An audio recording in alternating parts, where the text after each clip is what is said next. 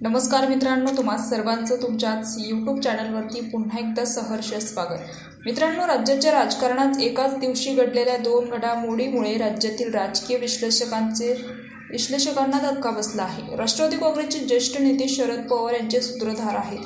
पवार यांनी राष्ट्रवादी काँग्रेसच्या दोन गटाच्या विलीनीकरणाची शक्यता पूर्णपणे फेटाळून लावली असली तरी पंतप्रधान नरेंद्र मोदी यांना बारामतीला आमंत्रित करून त्यांनी राजकीय वर्तुळात पुन्हा एकदा चर्चांना उधाण आणले आहे।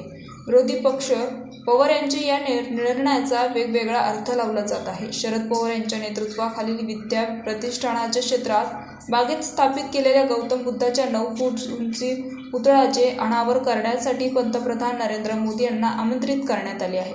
विद्या प्रतिष्ठानाच्या बैठकीत हा ठराव मंजूर करण्यात आला आहे। हा कार्यक्रम 2 ऑक्टोबर किंवा 16 ऑक्टोबर रोजी आयोजित करण्याचे नियोजले आहे। मात्र अंतिम तारखेला अद्यापही पंतप्रधान कार्यालयाकडून मंजुरी मिळणे बाकी आहे। तरीही कार्यक्रमाची तयारी जोरात सुरू आहे।